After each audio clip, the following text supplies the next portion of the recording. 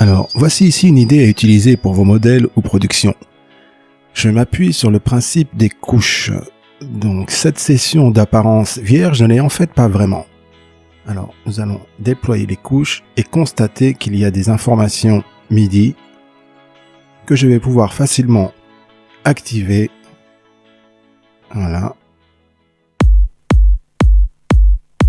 Et ensuite les interchanger en activant une couche après l'autre.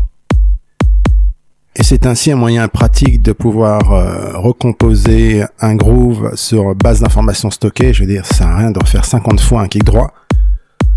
Voilà, donc maintenant on va vérifier sur d'autres pistes. On va pouvoir vraiment combiner les informations à souhait. Et aussi quand on a fait pas mal de réglages sur les vélocités, sur des choses comme ça, c'est vraiment un moyen rapide de démarrer une production. Je pense que tout le monde comprend l'idée. Voilà, maintenant le tambourin. Et c'est donc un moyen astucieux d'avoir à portée de la main toutes sortes de séquences sans encombrer sa session de travail. Alors maintenant, je vais vous montrer comment organiser ce type de modèle.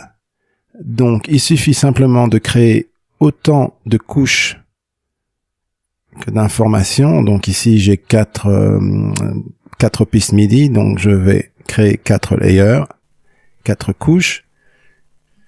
Voilà. Et je vais activer celle-ci. Et ensuite, les faire glisser les unes après les autres. Voilà. Comme ça, donc c'est parfait. Bien évidemment, il y a une fonction qui permet de créer des couches multiples, ce qui permet de faciliter l'exécution de cette tâche. Donc j'espère que cette astuce vous permettra d'optimiser votre mode de travail et accélérer vos productions. Un problème fréquent rencontré en production, c'est le nombre d'informations avec lesquelles on doit composer. Et au plus ça va évidemment, au plus on a de chances de perdre le fil, alors voyons cette fonction qui va nous simplifier le travail.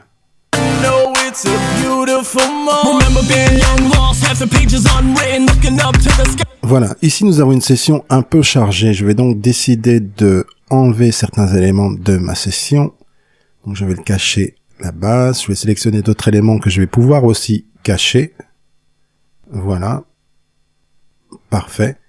J'ai maintenant donc une session plus épurée et j'ai la possibilité également de cacher la voix et de créer un preset juste pour les batteries. Je vais donc créer un nouveau preset de visualisation uniquement pour la batterie, donc les drums.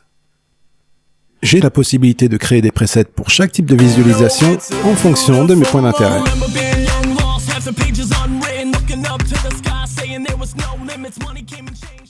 Regardons maintenant une fonction qui gagne à être connue, c'est le Event Effects. Cette fonction permet d'assigner un effet sur une portion choisie d'un fichier audio.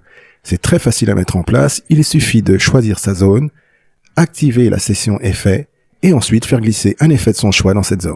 Et l'effet sera donc actif uniquement sur la zone sélectionnée. Pour du sound design, vous pourriez par exemple multiplier le nombre de découpages et créer donc un enchaînement de traitements uniques et très personnels.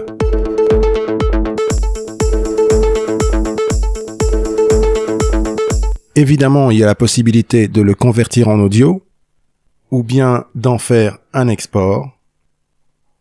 Donc voilà. Bounce. Mais bon, je recommande quand même la conversion audio car c'est non destructif et ça permet d'apporter des modifications ultérieures. D'un point de vue pratique et technique, c'est la possibilité de pouvoir appliquer une équalisation sur un mot ou un son sans changer les réglages principaux.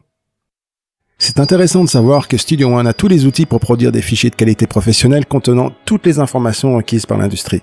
Au même titre, ce n'est pas une bonne idée d'envoyer un CD sans informations permettant de vous identifier, cela va de même pour les fichiers numériques, donc n'envoyez pas de fichiers sans les taguer avec vos informations personnelles. Et c'est aussi une occasion d'avoir un dernier coup d'œil sur votre titre, s'assurer qu'il n'y a pas d'erreurs telles que des craquements ou une exagération dans la compression. Dans cette section, vous avez également accès à tous les outils d'analyse et de mastering.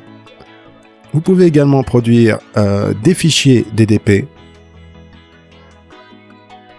également produire des fichiers digitaux tels que les MP3, ou bien uploader directement vers votre SoundCloud, et bien évidemment produire tous les types de fichiers standards. Donc n'oubliez pas, quand votre titre est terminé, de passer par la zone projet. Je recommande également à la création d'un nouveau morceau de prendre quelques secondes pour remplir les informations, ce qui garantit que celles-ci seront dans tous vos exports et permet une meilleure traçabilité de vos titres.